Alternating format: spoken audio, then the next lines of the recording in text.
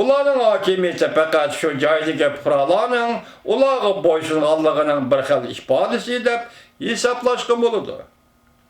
Lekin aralab Yunus Abu Bakr yoki dastlabda bosh ko'tarib chiqqan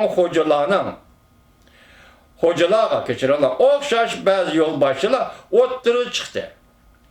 Ularni o'z chegaralarining dushman qo'shinlarining tajovuziga uchramasligiga aran bir necha yil kapolat qilib turadigan bu elni chet ellik sayyohlar oldida yuzaki bo'lsa-mu avod xotirjam qilib ko'rsatishga tirishadi.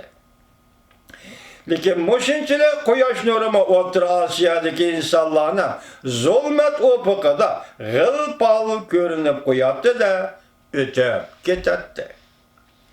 Her bir hükümran ağdırılğanda fuqarolarning qalbidagi yaxshilik ketar deydigan umid texama xiralishib ketadi.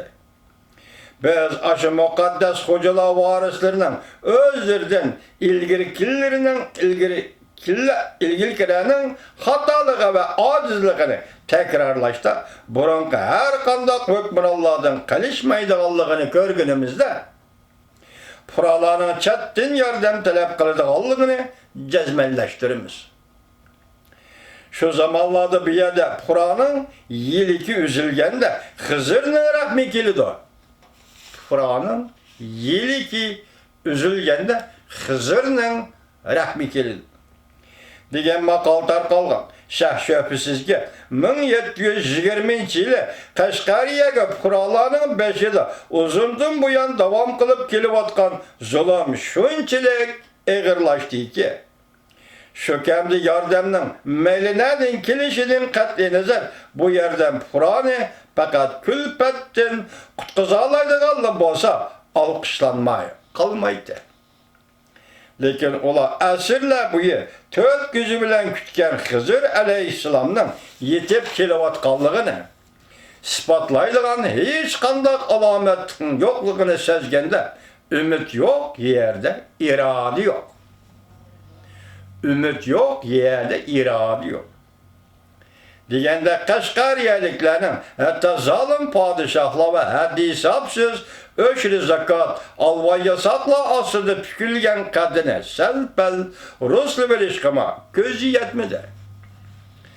Shubhisizki Jo'ng'oriya bilan Qashqariyada o'y chashqinidek yamrab ketgan ola to'polonlar yana davomlashadigan bo'lsa, bu ishga rayondagi hayotlik va boylik pokiz xurab tugaydi. Şu çağdaki ameliy ahvol shuki, aholining nufusi kishini cho'chitarlik sur'atda ozayib ketgan. Bu joydagi boylik manbalari tadrijiy tugab ketayotgan. Lekin uning o'rnini to'ldirgudek ko'zga ko'rinarli manba qolmagan edi. Ehtimol kishini texmi cho'chitadigan mundaq bir ahvol bo'lishi kerak.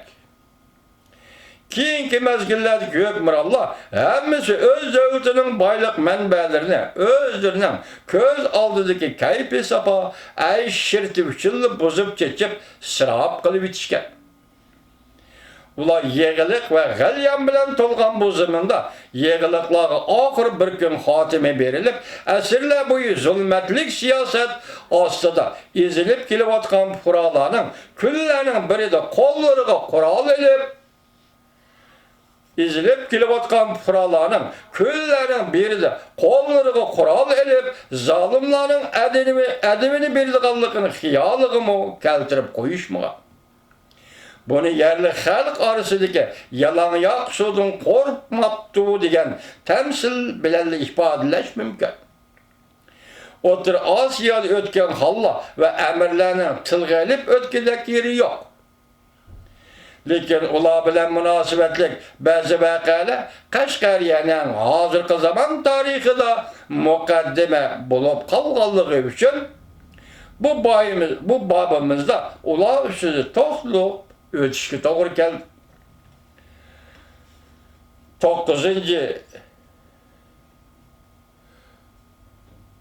9-10 asrlarda Jungo hokimiyati O'rta Osiyo bilan G'arb Osiyodan chekilib chiqqandan boshlab toki 10 7. əsrgacha Qashqariya va uning qo'shnilarining tarixida uzilmay davom qilgan baloyi ofatlardan boshqa ish yuz bermagan bo'lsa kerak. Bu Hukmronlarga istoshlik qilg'idak hech nima yo'q. Faqatla Yunus buningdan mustasno. Bizning istoshlik qiladiganimiz butunlay ashu joylarda yashayotgan bechora har millat xalqi. Shuning uchun biz Qashqariya xalqining 17. asrda yuz bergan o'zgarishlardagi hissiyotini tushunishga muvofiq kelgidek burilish yasadi. Keyingi bobda bu o'zgarishlar ustida to'xtalib o'tishdan ilgari qatma-qat jinoyatlarga bo'g'ilgan, ammo o'z jinoyatini ozroq bo'lsa-mu yo'lig'idek fazilatga ega bo'lmagan bir top podshoh baglarning yo'qolib ketayotganligini qilchilikmi, afsuslanmay ko'z oldimizdan o'tkazish bilan bu bobimizda oxirlashtiramiz. 6. bob. Jungoning Qashqariyani istilo qilishi. Biz 1720-yildan keyin toki 1760-yilgacha bo'lgan oraliqda, ya'ni Qashqariya jungoliklarning qo'liga tushib ketganga qadar bu yerda yuz bergan voqealar to'g'risidagi bayonimizni davomlashtirishdan burun jungoning tarixini qisqacha bayon qilib o'tsak yomon bo'lmas. Chunki mushunda qilganda bu kuchli davlatning qandaqsiga shuncha ular yiroqqa qo'l uzatganligini, xususan bu ishlarni qandaqsiga muvaffaqiyatli o'rinlay olganligini tushungili bo'ladi. 17. asrning boshida Beijingdagi hokimiyat beshida Ming sulolasining podshohi turibdi. Lekin bu hokimiyat Manju tatarlardan bir necha qatim zarba yeb, asosiy jihatdan linchib qolgan edi. 1620-yili Manjular Ming sulolasining podshohi Valli xon vafot bo'lishdan ilgari uning qo'lidan Liaodong yerim orolini tortib oldi. Rivoyatlarda aytilishicha, Manjular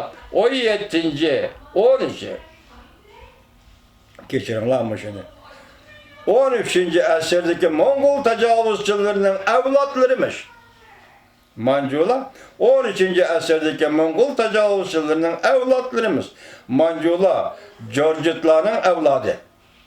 Manjular Jorjitlarning avlodi. Avlodlarimiz.